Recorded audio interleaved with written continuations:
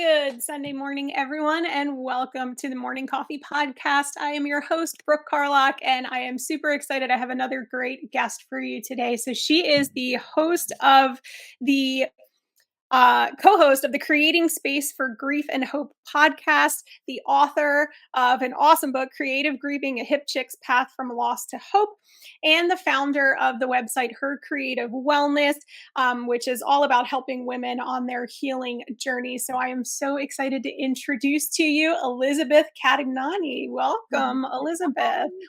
Thank you so much for joining me. Thanks for having me on. It's so nice to be here with you. Yeah, it's returning the favor. I was on your podcast. So it was so great having you on. It was so good, such a good one. I love. Thanks. Yeah. So I'm excited to talk to you today and hear all about your story. So I always kind of start off by asking everyone what they're drinking because I'm always drinking my protein coffee that doesn't really taste like coffee. So what are you drinking this morning? Nice. I'm actually drinking, I like dark roast coffee with my favorite Chobani creamer. And nice. It tastes like a milkshake. Oh, yeah. See, coffee that doesn't really taste like coffee is where it's at. So I usually have everyone kind of start off just by sharing however much you're comfortable sharing about your own loss story and kind of how you ended up where you are. So if you want to run through and just share as much as you're comfortable sharing about your grief journey, that would be great. Yeah, absolutely. So my journey really began in 2008, and I had been through a healthy 9-month pregnancy with my son, and he was born on his due date even. And he actually did not survive the birth. We lost him after a 14-hour labor. He was a 9-pound healthy baby, and he died from a cord accident. They couldn't save him. And so that sent me reeling, totally flipped my world upside down. That was the most intense experience I'd ever had in my life up to that point. I was about 25 years old, I believe. And only 18 months later, so my husband at the time was in special forces. He was doing a lot of deployments overseas. He served in Afghanistan, and he owed the military one last deployment. So between losing our son and him leaving, we did have the birth of a healthy daughter. She's now 15 years old. So grateful for her every day. Her name is Ella, and he had to leave when she was about 5.5 months old. And he had been overseas for about maybe 6 weeks total. He was only supposed to go for a 6-month deployment. And I got a call 6 weeks in that he had been gravely injured. And I ended up having to fly to Germany to be with him at the hospital there, and he ended up passing away as well. So he died in 2009. So this was like, I mean, talk about just your life being, just exploding. Exactly. So it was, I still carry so much grief around both of these losses all the time and every single day. And losing those two people in my life really sent me on a journey to healing, and it completely changed my perspective of life and how I look at things. And so I carry and honor them in every way that I can to this day. It's interesting that I knew about your losses, but I didn't realize that it was 18 months, and that's the exact time span that it was for me in the time that I lost all of the people that I lost in my life as well. So those big things that hit you in such a short amount of time, you're right, it completely changes your world.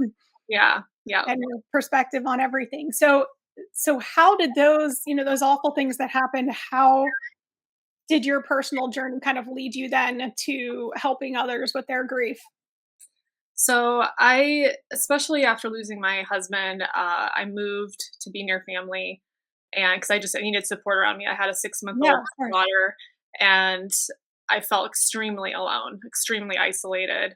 And I just had this intense need to connect with other people who are grieving, because I felt it was just a very odd experience being this young widow and not knowing anyone else that had been through that. So I felt like an alien walking around. it was miserable going in public, seeing people holding hands, just going to the grocery store, day-to-day things Yes. that everything was painful. And so I was like, okay, I need to find my people. Yeah. Yeah. So I immediately started counseling, which I'm grateful for. And I started going to some support groups and making connections. And I didn't quite find a support group that felt like exactly what I was looking for. Mhm. So I actually created my own. It was called Soul Widows. And I just all of a sudden women started attending. I put it out there on, like, I think it was, I don't know if Meetup is still around, but Meetup, I put it up there. And I started making friends through the women that came to this group. And a lot of them are Yeah. still my closest friends to this day. And I just realized how much it was helping my own journey, reaching out and seeing that so many other people are hurting out there and you're not alone in our grief.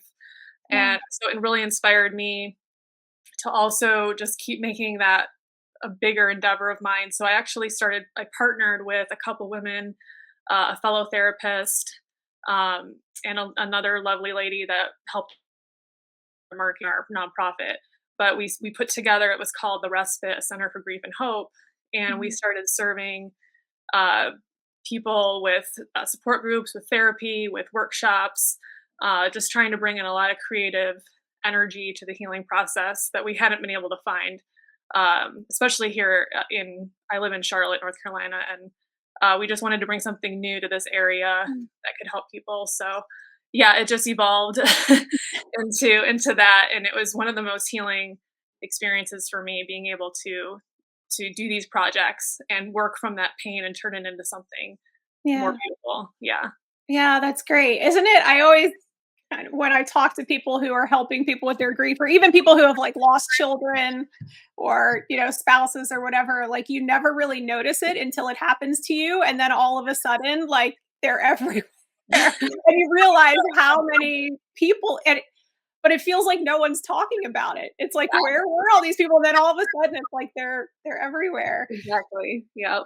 So were there any particular kind of moments that were kind of pivotal in your grief journey that really kind of impacted, I guess? I mean, yeah, I'm assuming starting all those things that you talked about, those were kind of pivotal moments for you, but was there anything in particular that kind of helped you along with your grief?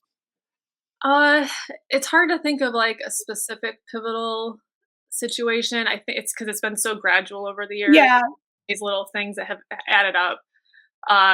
But just being able to make the friendships that I have over the years through the healing work that I've gotten to right. do. Writing my book was a huge one. Just getting to get my story that was up here, like on the page, and Yeah, process it in that way. It was very, very healing. And I did that was in 2013. So that was about 4 years after losing my husband, Brian. Um, so yeah, just things like that along the way, taking trips, um, becoming more open to new experiences as I've felt better and better over the years, and as I've yeah. just tried to stay open to life's possibilities. Yeah. Yeah, I love that. So since you're talking about your book is creative grieving, and then your website is her creative wellness. So creativity seems to be a big theme with you. Can you kind of speak to that a little bit, like what when you're talking about these creative things with Yeah. grief, what kind of things are those that you're talking about there? Yeah, absolutely. I mean, it's pretty endless, which I think is kind of cool when it comes to being creative. And Yeah, I come from a family where there were a lot of artists who were into the arts, and I grew up dancing. And my first year in college was my focus was art. So like I've always kind of had that as a mental health feature in my life to yeah, help me through things and process things. So it was kind of just a natural response for me to want to hone in on that, and yeah, how all these different techniques and tools available to us are possible for anybody. We don't have to be an artist to be creative by any means. yeah, We can it can be, you know, little things like movement, taking a walk outside, exploring somewhere new, trying, a new class in something that you've never tried before. It can be Yeah. just kind of stretching your imagination a little bit, because there's just so many different layers to grief, and it's all the mental, physical, and emotional layers. The holisticness of it needs to get Right. addressed. Yeah. So it just felt natural to bring in, oh, these are all the different tools and things that I've tried or that have worked over the years, and that I wanted to offer to other people as suggestions to take with them. Yeah. Yeah, and I think that's so important just to kind of look like for me, I'm not particularly artistic at all, so that isn't something that I would kind of lean to, and I didn't, I wasn't like making pictures or anything like that during my grief journey, but for me it was like studying and learning and writing and like those are my Yeah, go-to. So, yeah, it kind of just enforces that there's no like one size fits all yeah, thing for people to get through their grief. There's a million different ways that you can process. So, yeah, it's nice that you kind of are, creativity can be lots of different types of things and not just yeah. the You're not not just just drawing pictures looking and at a paintbrush. You have to. right. Yeah. You don't have to know what you're doing. It's okay. Yeah, because when I think about I think of creativity, that's the first thing that pops into my mind is like, Yeah, "Oh, we're gonna sit down and paint some pictures," yeah, and I would be terrible at that. But but yeah, it can be so many different things. So yeah, you, just from looking at from your website and learning a little bit about you, it seems like you are geared more towards, um, helping women get yeah. through their journey. So what are I guess I'm just wondering, what are some of the common things that you see that women struggle with when they're grieving? Yeah, I've seen a lot of women struggle with feelings of guilt, of self-doubt, of losing like a connection to themselves because they're too busy Mhm. listening to other people's advice about how they should be grieving or what they should be doing. And and I think, as women we're used to always being like the multitaskers and taking Yeah. care of a lot of things, and people relying on us, and it can be very hard to accept help. Yeah, and and definitely. even like admit like, okay, I'm kind of a mess right now, I cannot deal with life at this moment. And that doesn't make you a failure in any way, shape, or form. And so I think that with women we just get so hard on ourselves, Yeah. and so grief just exacerbates that because we're just feeling even less. It just, I Yeah. remember feeling so what I considered like dysfunctional in the beginning. I probably spent a good month and a half feeling like I could barely get out of bed. Yeah. And it's because grieving is so physical and mental. It can feel like your body's aching from the flu. You can Mhm. feel completely, it can trigger depression, anxiety. Like it can be combined with all these things. And so I think that, especially just women being able to support other women and remind them that, like, look, you are a human being doing your best. Right. And no one knows how to grieve. There's no like perfect solution. There's no pathway to follow. Just allowing yourself to be in the mess, to make mistakes, to I didn't make some of the best decisions early on because your head's all in a fog. You can't, you know, Oh my be gosh, like yeah. top of your game. It's just not going to happen. Yeah. So, Eh, so giving ourselves that space and that compassion to just, sometimes we just need to like have a breakdown, just cry, fall apart, just it's part of moving through it because there's no way you can go around it. It's going to be there at the end of the day. So Mhm. just so being willing to just, especially women that came into my support group, sometimes it took them years to finally come and want to speak about it or feel like Yeah. they could, and to feel like they had a safe space to come and be honest and open and with people that would get it. Because Yeah. sometimes you're just around so many people that they want to give advice and they want to offer their opinions, and that's great, they want to help, but sometimes it's just not what you need at the time. Exactly. So Yeah. yeah, I've built a lot of wonderful, beautiful friendships with some of the women and that I've been with, and I don't know, I grew up around sisters, so I'm used to, like, that female energy, so it just Yeah, yeah. naturally wanted to kinda to focus on women in general. Yeah, and I'm thinking, like, particularly for you, gosh, I am everybody's situation is, horrible when it comes to deep grief, but I'm just trying to imagine what that must have felt like losing your husband with what you said your daughter was 5 months old? Yeah. Like like being a new mom, that's stressful on its own. I Yeah, mean, that's it yeah, is that is mentally and physically exhausting, and yeah, then adding going through grief on top of that where, like, you don't have a choice. I mean, yeah, you still have to be a mom to this baby. yeah. Like, can you tell me a little bit, like, what was that like? That And if was you feel comfortable talking about what was the yeah. headspace there when that happened? Because I just can't even. Yeah, no, that's really why I ended up moving, here to be near my family, because thankfully, my sister, like, she basically took me and my daughter in, Yeah. because I just couldn't go back to the house my husband and I were living in Virginia at the time, and so, like, she came, my mother, I remember, came to visit for a while, my other sister came down. So, I mean, from the beginning, I really had the support of the women in my life, and I there were many days when I just had to hand over my daughter to my sister or my mother to, Yeah. like, to help her with things, and I mean, it was so hard to not feel guilt in there, and there was also, like, I had to acknowledge that I literally could not get out of bed some days, and I Yeah. was like, "I'm gonna be an hell of a person right now," and that's Yeah. also why I went into therapy right away, because I knew I needed support immediately. I did also, and I'm an advocate for, medication as well, like, I started on antidepressants very Yeah. early, Me too. because I knew, I'm like, "I need lifelines. I need Yeah. anything I can to get my basic needs met, be able to meet my daughter's basic needs. I'm not gonna be the best person, my best self at the moment, and that's has to be okay. Because I mean, Yeah.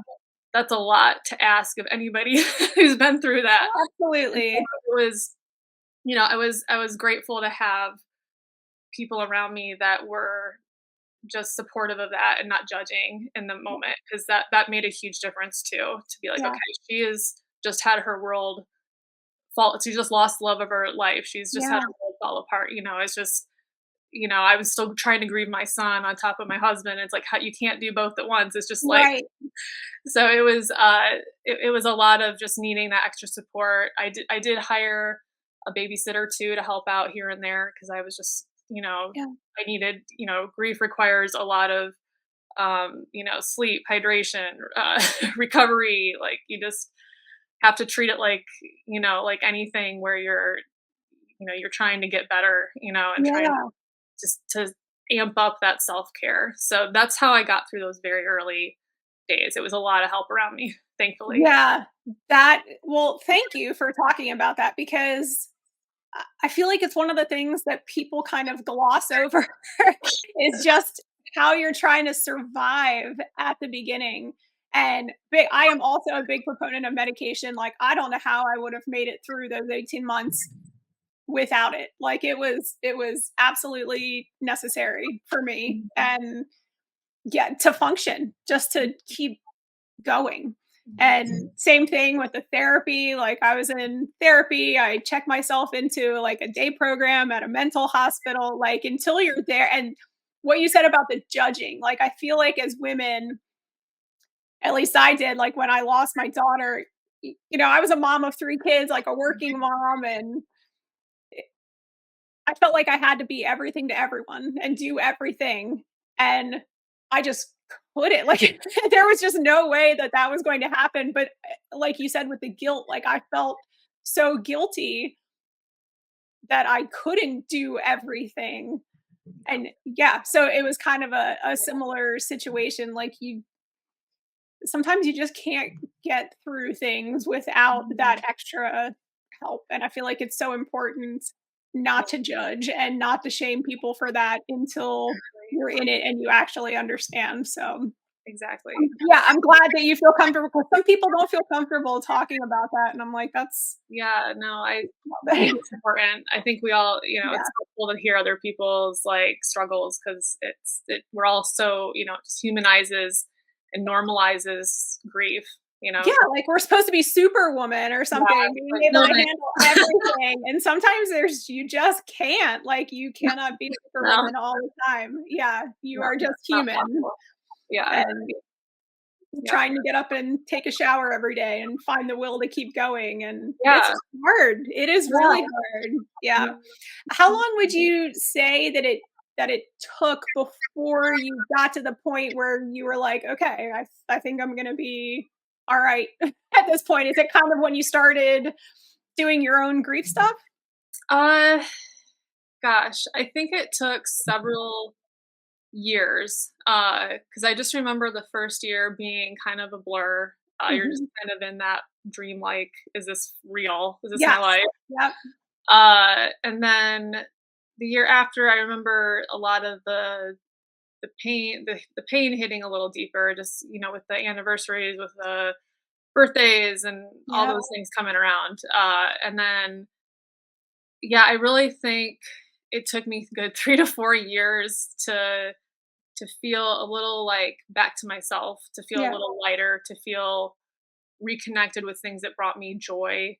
Like, I mean, here and there throughout the years, I mean, yeah, like being with friends I loved, uh, doing things that brought me joy, like dancing or hiking or whatever, Mhm. writing, uh, those things interspersed helped. But I feel like it definitely took at least 3 to 4 years to kind of feel a little weight was off and I felt Yeah. more ready to embrace more of life again. So, I mean, and it's such a, individual thing, everybody moves at their own pace. Yeah. And, I remember before my husband died, because, he did a dangerous job and we always knew there was a possibility Mhm. of loss. And I remember him saying to me before he left, he was like, if something happens to me, he was like, I don't care if it takes you 10 years. He's like, you start living. You start Yeah. living again.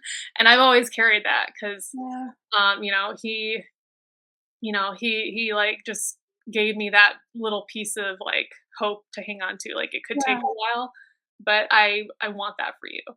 Yeah, So, that's nice that you had that kind of well, yeah, we had those conversations. yeah, that's good because a Yeah. lot of people don't. That's Yeah. healthy. Yeah, that's good. Um, so looking back, is there anything, because now you're relatively kind of far out from your Mhm. losses. Is there anything looking back that you wish you would have known kind of at the beginning of your journey? If you could go back Um, and tell yourself something, what would that be?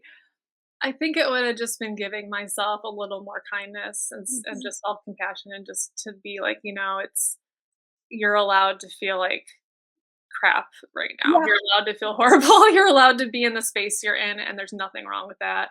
yeah, Um, and just to not feel like I have to rush through the process and to feel like I need to get to, point B by this milestone or, just all right. these Yep, weird yep, things we create in our head. And not compare myself to other people's stories and yeah, just honor my own story.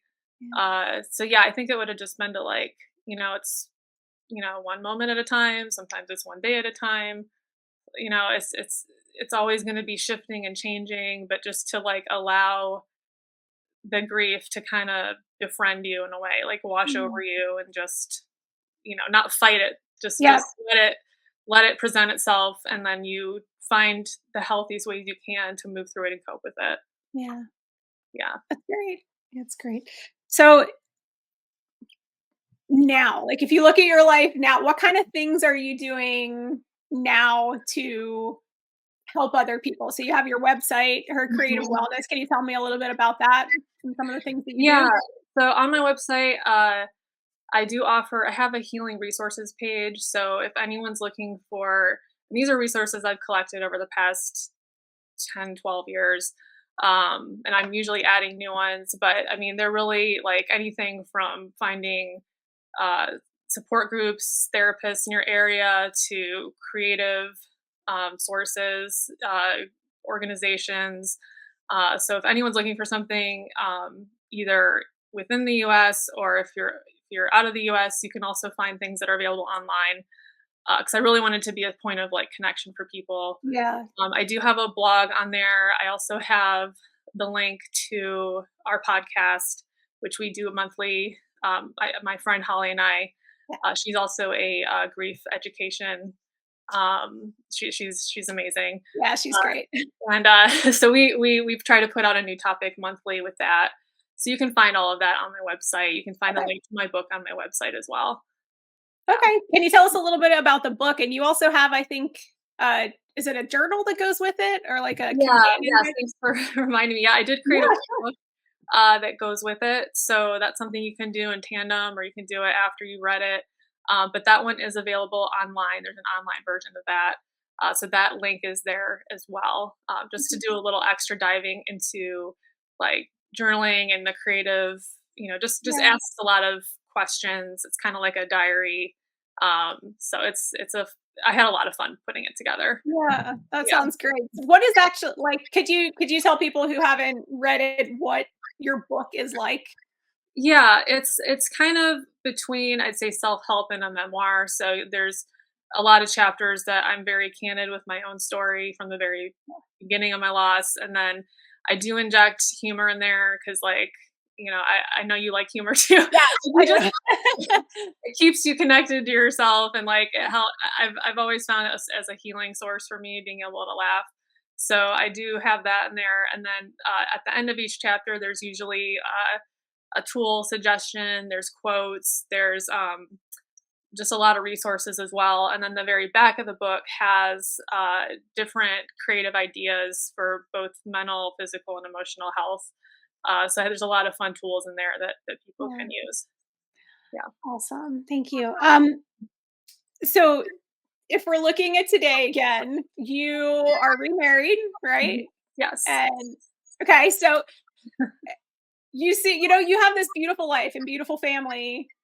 And how far is it out now? Did you say 15 years? Yeah, it's gonna be. I can't even believe it. Isn't that crazy? This August it'll be 15 years. Yeah. Yeah.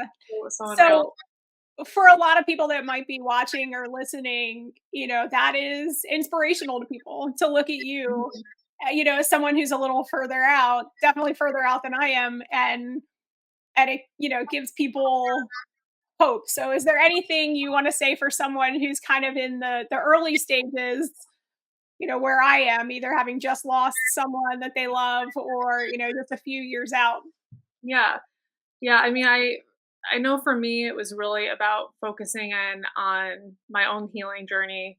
Like I really, before I could really be open, even my heart would be even ready to accept more love in my life and to be able to be that person for someone else. I knew that I had to do a lot of self-care.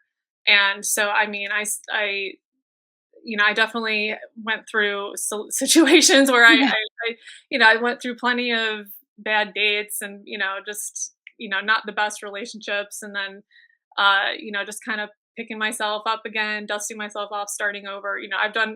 I kind of look at my life like a bunch of chapters where it's like I've had so many different ones, and I have like volumes of chapters in my life. And but yeah, I mean, it was a long journey to get to where because I feel like the more we focus on what we need and finding our own joy and connection to ourselves, I feel like the universe kind of responds to that and brings you what you need at the right time. So meeting my husband Michael that I have now, I mean, he's absolutely incredible. I'm so happy with him. I love him so much.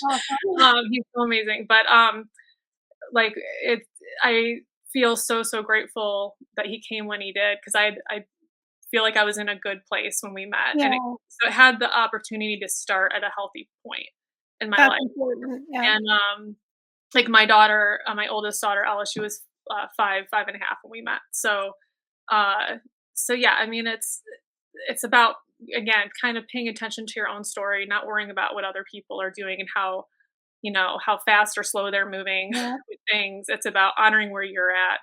And so I needed that time to reset, reconnect to myself, in order to welcome that in. And to be open to it is important too. If you're not ready, you're not going to be open. So yeah.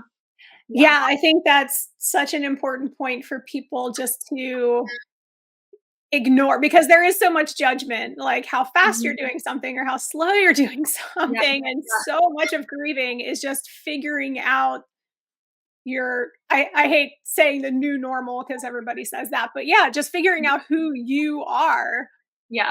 Because of this grief, and becoming the you that you want to be. There's so much kind of self-introspection that has to go into it.